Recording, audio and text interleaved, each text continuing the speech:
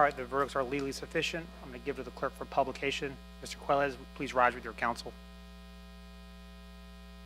In the Circuit Court of the 4th Judicial Circuit in and for Duval County Court of Case Number 16-2019, CF 7518AXXXMA, Division CRI, State of Florida versus Johnathan Quiles, verdict count 1. We, the jury, find the defendant guilty of first-degree murder as charged in the indictment. We find the defendant did actually possess and discharge a firearm during the commission of the offense. Verdict count 2. We, the jury, find the defendant guilty of first-degree murder as charged in the indictment. We find the defendant actually possessed and discharged a firearm during the commission of the offense. Verdict count 3. We, the jury, find the defendant guilty of engaging in an act that constitutes sexual battery upon or with a child 12 years of age or older, but younger than 18 years of age, by a person in a familial or custodial authority, as charged in the indictment. So say we all, then, in Jacksonville, Duval County, Florida, signed by the foreperson, dated September 21st, 2023. All right, counsel, Mr. Quiles, you may have a seat. Does either side want the jury polled? Yes, Your Honor. Members of the jury, the clerk is simply going to ask you individually a question, whether this was indeed your verdict. I want you to disregard your jury numbers from last week. We're going to start from my far right first row, juror number 1, work our way down, and then commence back on the top row. So 1, 2, 3, etc. And we'll finish up with juror number 12 on my far left. So she's going to ask you a question, and you just respond with your answer. Juror number 1, were these your true and correct verdicts? Yes. Juror number 2, were these your true and correct verdicts? Yes. Juror number 3, were these your true and correct verdicts? Yes. Juror number 4, were these your true and correct verdicts? Yes. Juror number 5, were these your true and correct verdicts? Yes. Juror number 6, were these your true and correct verdicts? Yes. Juror number 7, were these your true and correct verdicts? Yes. Juror number 8, were these your true and correct verdicts? Yes. Juror number 9, were these your true and correct verdicts? Yes. Juror number 10, were these your true and correct verdicts? Yes.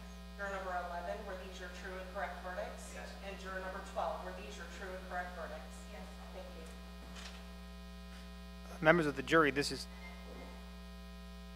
typically when in the process I dismiss you from your service. However, we need to move forward with phase 2 of the proceeding. That will not occur tonight. It will not occur tomorrow. I'm going to give you the day off tomorrow. We're going to start back up on Monday for that process. That's what I told counsel as we were planning this out, and I want to abide by that. That phase, and the attorneys agree, is not nearly as lengthy as what this process is. A couple of days is what they anticipate. We may be able to conclude it on Monday. It depends how things shake out. Therefore, you're still under the order of the court to not discuss this case among yourselves or each other. Well, you discussed the case. You can't discuss it again moving forward. Please disregard the media. Please don't watch the news or the newspapers. I know it's a 3-day weekend. Please stay away from that. It's very important you do so. I'll have your 4 other friends come join you back on Monday, and we'll reconvene at that point.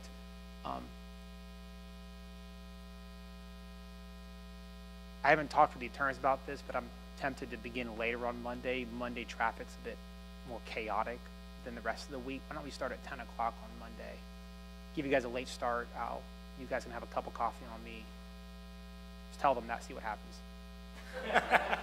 But we'll start at 10 o'clock on Monday. We'll have a full day again. We'll go from there. I'm going to talk to the attorneys today and probably tomorrow and get an idea of what next week looks out for us. At this point, I'm going to dismiss you guys for the day. You can get your belongings and just meet. I trust you guys to get here on time Monday. Get here before 10 o'clock, same place as you have the past couple weeks. Just remember, do not discuss this case with family or friends. Please stay away from the media and the newspapers. If you see it, mute it, walk out of the other room. The same thing you guys have been doing the past 2 weeks. You guys have been wonderful, and I commend you guys. It's a solemn responsibility, and I'm grateful for you guys' service. And with that said, I'll see you guys Monday morning at 10 o'clock.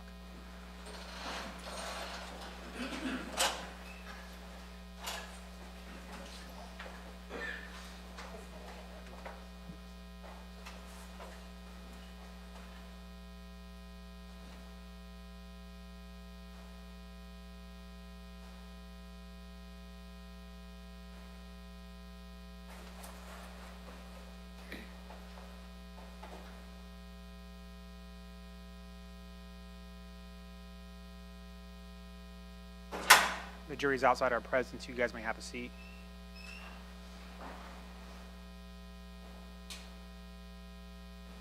Anything we need to handle?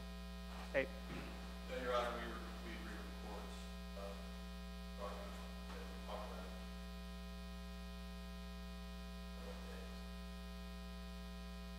about. about Monday? Yeah, I told you guys that earlier in the weekend. I want to abide by that, so you guys have time to prepare over the week, over the 3-day weekend. Anything from the defense perspective? No, sir, Your Honor. I do want to have a short status conference tomorrow to talk about the penalty phase, scheduling wise, instructions.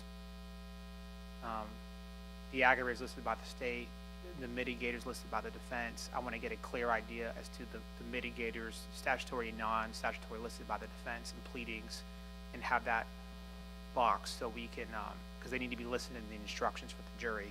I want to have a good idea of that.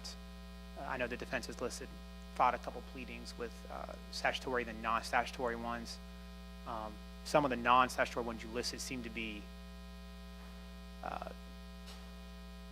listing aggravators, but like in the inverse, how that aggravator is not met, and that may be what you're arguing as a non-statutory, but I just want to get a good idea of what we're talking about and what we have discussed so far. advise the court about 90% of it is just character, Judge. Okay, well, I want that to be specifically delineated in a pleading. That's what I'm gonna talk to tomorrow about getting that one pleading probably filed with the clerk. So it lists out everything, and if that's a combination of what you already filed into one pleading, that's fine. But I think it's important to have that one pleading done so we can handle that. You want it before we come to court tomorrow? Or You can have a draft done and we can talk about it tomorrow if you would like. perfect? That's what I need to know. What time are you talking about, Judge? And I know you have Dr. Rohr, correct? Sorry? You have Dr. Rohr? Yes. Okay.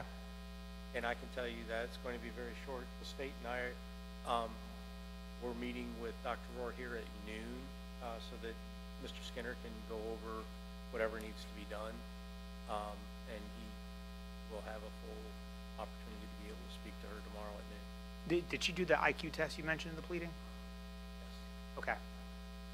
What time do you guys want to have a status tomorrow? I can't imagine it'd be lengthy, but if you have that noon meeting, what do you want? Yes, sir, we're trying to be here at noon. Yep. So we're maybe 11's fine with me. 11 o'clock is great. Okay, we'll have it in this courtroom as well since that's why we're here. Certainly appreciate you guys. I know it's been a long couple weeks. Appreciate both counsel on both sides for your professionalism and how you guys conducted the trial. It's not easy. I recognize that fact as well. So appreciate you guys. And I'll see you guys back at 11 o'clock tomorrow. We'll be in Your recess. Honor.